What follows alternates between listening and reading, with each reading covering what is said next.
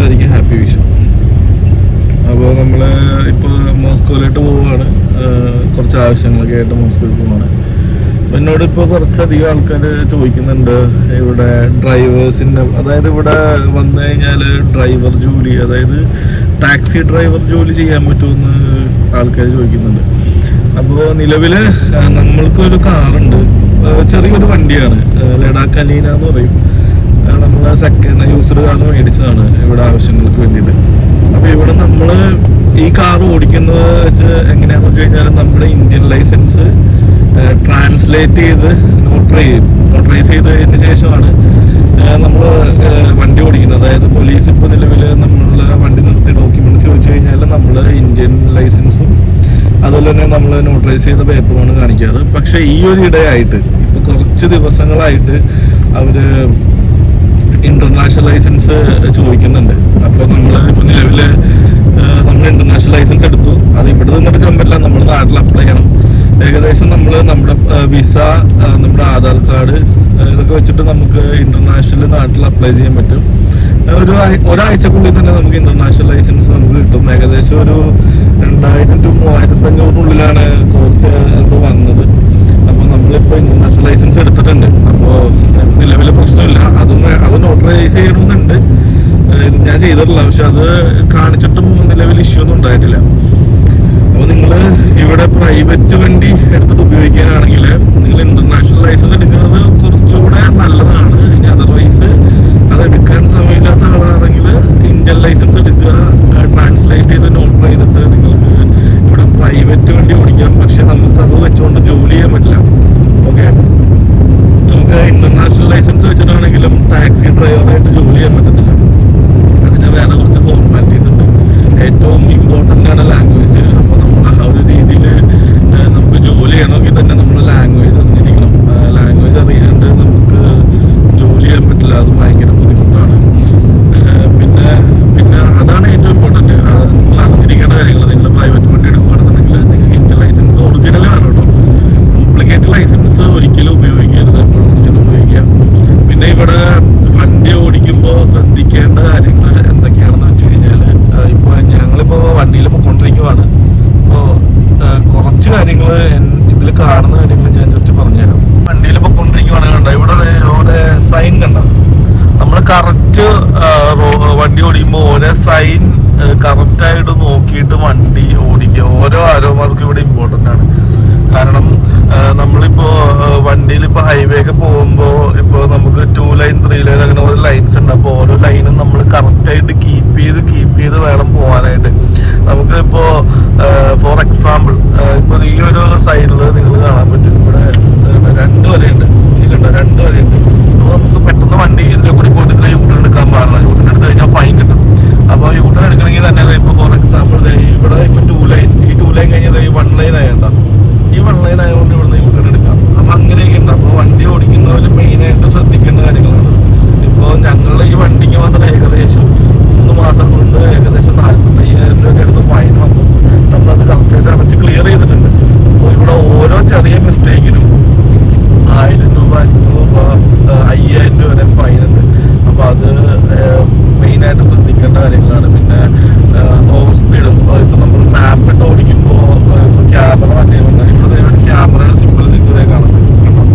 ക്യാമറയുടെ സിമ്പിൾ ഉണ്ടല്ലേ, ആ ക്യാമറയുടെ സിമ്പിളുള്ള സ്ഥലങ്ങളിൽ കറക്റ്റ് സ്പീഡ് ലിമിറ്റ് നമ്മൾ കീപ്പ് ചെയ്ത് ഓടിക്കുക. ഇല്ലാന്നുണ്ടെങ്കിൽ സ്പീഡ് ലിമിറ്റ് കൂടുന്നതനുസരിച്ച് നമുക്ക് ഫൈൻ കൂടിക്കൊണ്ടിരിക്കും. പിന്നെ വണ്ടി പാർക്കിംഗ് സ്ഥലമാണെങ്കിൽ കണ്ടേ അവിടെ മറ്റേ P എന്നുള്ള ചിഹ്നം കണ്ട, അവിടുത്തെ പാർക്കിങ്ങിന്റെ ചിഹ്നമാണ്. കറക്റ്റ് പാർക്കിങ്ങുള്ള സ്ഥലത്ത് മാത്രം വണ്ടി പാർക്ക് ചെയ്യുക. ഇല്ലാന്നുണ്ടെങ്കിൽ അതിന് എക്സ്ട്രാ ഫൈൻ വരും, അല്ലെങ്കിൽ അവർ വണ്ടി വലിച്ചുകൊണ്ടു പോകും. അങ്ങനത്തെ കുറച്ച് ഇഷ്യൂ ഒക്കെ ഉണ്ട്. അപ്പോൾ പ്രൈവറ്റ് വണ്ടി ആണെങ്കിൽ തന്നെ ഓടിക്കുമ്പോൾ അല്ലെങ്കിൽ കൊണ്ടു നടക്കാൻ ഭയങ്കര ബുദ്ധിമുട്ടാണ്. നമുക്ക് മനസ്സിലാവില്ല. നമ്മളിപ്പോൾ ഇന്ന് വന്ന് മോസ്കോ പോയി തിരിച്ചു വരുമ്പോൾ നമ്മുടെ ഫോണിട്ട് 2 മെസ്സേജ് വരും, നിങ്ങൾക്ക് ഫൈൻ വന്നു എന്ന് പറഞ്ഞിട്ട്. ഇതാണിപ്പോൾ നിലവിൽ സംഭവിച്ചുകൊണ്ടിരിക്കുന്നത്. കുറച്ചധികം ഡിഫിക്കൽട്ടാണ്. നല്ല രീതിയിൽ ശ്രദ്ധിച്ച് വേണം വണ്ടി ഓടിക്കാൻ ഇവിടെ. പിന്നെ ഇവിടെ നിങ്ങൾക്ക് ടാക്സിയിൽ വർക്ക് ചെയ്യണമെങ്കിൽ നിങ്ങൾക്ക് റഷ്യൻ ഡ്രൈവിംഗ് ലൈസൻസ് വേണം.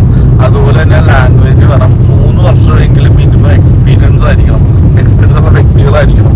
അങ്ങനെയൊക്കെ ആണെങ്കിലാണ് നിങ്ങൾക്ക് പിന്നെ കുറച്ചുകൂടി കംഫർട്ടായിട്ട് നിങ്ങൾക്ക് വർക്ക് ചെയ്യാൻ പറ്റുള്ളൂ. പിന്നെ ഇവിടെ ഡെലിവറി ജോബ് ചെയ്യാം.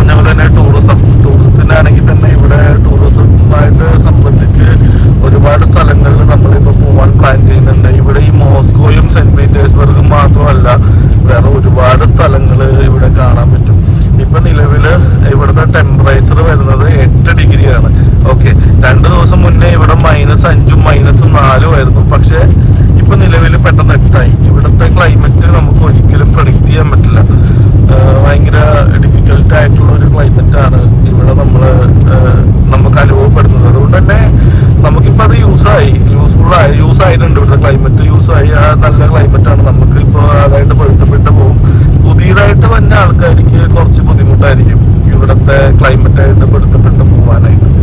ഓക്കെ, ഇപ്പൊ നല്ല വെയിലാണ്, നല്ല വെയിലുണ്ട്, അത്യാവശ്യം നല്ല ചൂടല്ല, അത്യാവശ്യം ചൂടുണ്ട്. ഇതുപോലെ പുറത്ത് നല്ല തണുപ്പുമാണ്. അതുകൊണ്ട് തന്നെ നല്ല അടിപൊളി ക്ലൈമറ്റാണ്. ക്ലൈമറ്റിന്റെ കാര്യത്തിൽ ഒരു രക്ഷയില്ലാത്ത ക്ലൈമറ്റാണ്.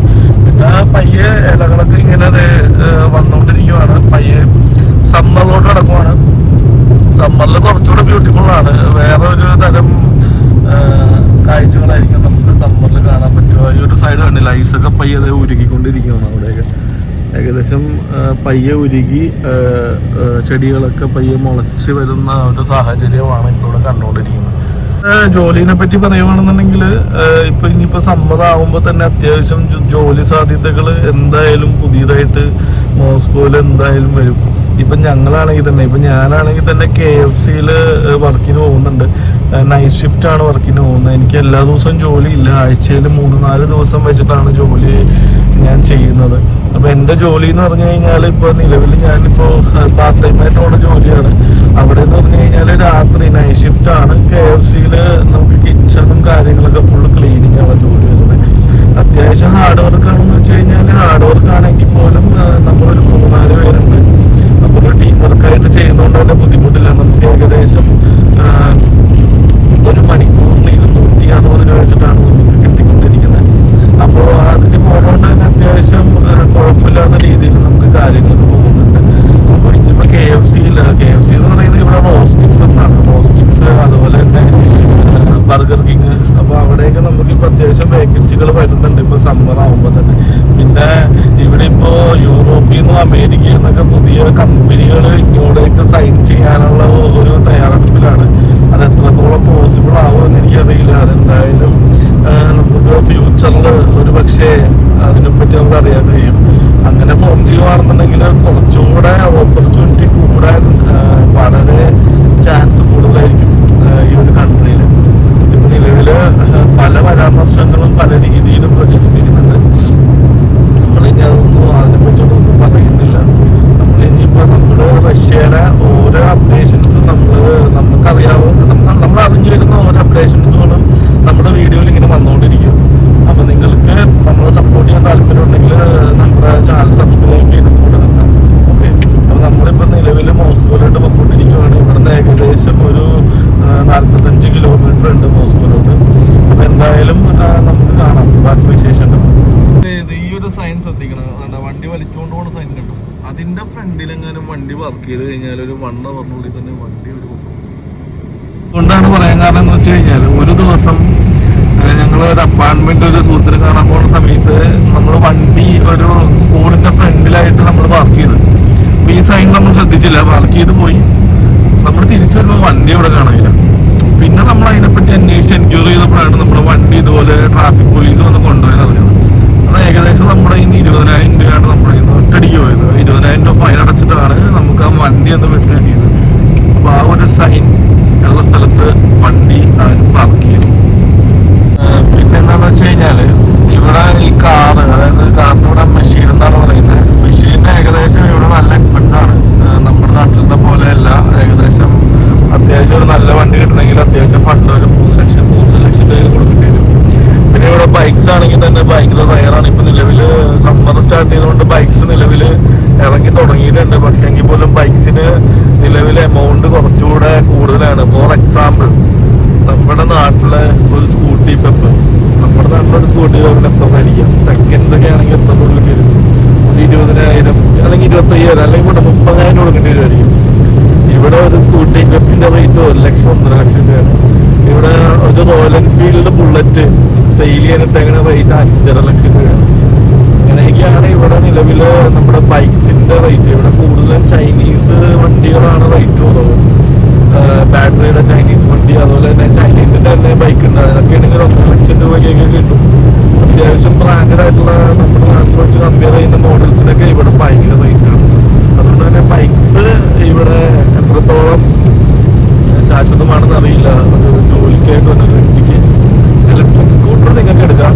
അതെടുത്തിട്ട് അതിൽ ഡെലിവറി ചെയ്യാൻ നല്ലൊരു ഡീലാണ്. ആ വണ്ടിക്ക് ഡെലിവറി ചെയ്യണമെന്ന് തന്നെ അത്യാവശ്യം ഏണിങ്സ് നിങ്ങൾക്ക് ഉണ്ടാകും. ഓക്കെ, ആയിട്ട് വന്ന ഒരു വ്യക്തിക്ക് സത്യം പറഞ്ഞു കഴിഞ്ഞാല് ഈ ബൈക്കിലൊക്കെ ഡെലിവറി ചെയ്യാൻ ഭയങ്കര പാടാണ്. കാരണം ഇവിടെ ഒരു പരിചയമില്ലാത്ത ഒരാൾ പെട്ടെന്ന് ഇവിടെ ബൈക്സിലൊക്കെ ഡെലിവറിക്കൊക്കെ പോവുകയാണെങ്കിൽ പലതും സംഭവിക്കാം. കാരണം ഇവിടുത്തെ ആദ്യമായിട്ട് ഇവിടെ വണ്ടി ഓടിക്കുന്ന ആൾക്ക് ഒരു ഐഡിയ ഉണ്ടാവില്ല. അപ്പോൾ ആദ്യം നിങ്ങൾ ഡെലിവറി ജോലി ചെയ്യാൻ താല്പര്യമുള്ളവർക്ക് സൈക്കിൾ ഉപയോഗിക്കാം. സൈക്കിള് ഡെലിവറി ചെയ്ത് നിങ്ങളെല്ലാം റോഡും കാര്യങ്ങളൊക്കെ ഒന്ന് പഠിച്ചതിന് ശേഷം നിങ്ങൾക്ക് പയ്യെ ഇലക്ട്രിക് സ്കൂട്ടറിലോട്ട് മാറാം. അത്യാവശ്യം ഏണിങ്സ് ഉണ്ടാക്കാൻ പറ്റും. പിന്നെ ഇപ്പോൾ ക്ലീനിങ് ജോലി എന്ന് പറയുന്ന ജോബ് ഇപ്പൊ നിലവിൽ കുറച്ചധികം ആൾക്കാർ ചെയ്യുന്നുണ്ട്. പിന്നെ എനിക്ക് പറയാൻ കാരണം അതില് ജോലി ചെയ്യുന്ന മിക്ക ആൾക്കാരും ഒരു 80% ആൾക്കാരെ ഞാൻ സംസാരിച്ചിട്ട് അവര് ബിസിനസ് വിസയ്ക്കും ടൂറിസ്റ്റ് വിസയ്ക്കും വന്നവരാണ്. അതാണ് ഏറ്റവും മെയിൻ ഹൈലൈറ്റ് ആയിട്ടുള്ള കാര്യം. തന്നെ ഞാൻ ആ വർക്ക് ചെയ്ത കുറച്ച് ആൾക്കാരോട് ഞാൻ സംസാരിച്ചിരുന്നു. അപ്പൊ അതില് ഹിന്ദിക്കാരുണ്ട്, മലയാളീസ് ഉണ്ട്, നമ്മുടെ തൃശ്ശൂരിൽ നിന്നൊക്കെ ഉള്ള ആൾക്കാരുണ്ട്. അപ്പൊ ഞാൻ അവരോട് സംസാരിച്ചു. അപ്പൊ അവര് പറയുന്നത് അവരുടെ ഏജന്റ് ഏകദേശം 4 ലക്ഷം രൂപയ്ക്ക് അടുത്ത് അവരുടെ ഇന്ന് ഈ ബിസിനസ് വിസയ്ക്ക് വേണ്ടി മേടിച്ചിട്ടുണ്ട്. അതിനുശേഷം ഇവിടെ കൊണ്ടുവന്നു, ജോബ് വിസയിലോട്ട് മാറ്റിത്തരാന്ന് പറഞ്ഞ് ഇവിടെ കൊണ്ടുവന്നു. എന്നിട്ട് അവർക്ക് ഇവിടെ ഈ പുറത്തുള്ള പണികളും പിന്നെ ചില ആൾക്കാർ ഒരു ചില ഫാക്ടറികളുടെ ഉള്ളിൽ ജോലിക്ക് കയറ്റിയേക്ക് പോകണം. അവിടെ നിന്ന് അവർക്ക് പുറത്തു പോലും അവരിറക്കുന്നില്ല. അതിൻ്റെ ഉള്ളിൽ തന്നെ തടവിലിട്ട പോലത്തെ സിറ്റുവേഷൻസ് ഒക്കെയാണ് ആൾക്കാർ നമ്മളോട് പറയുന്നത്.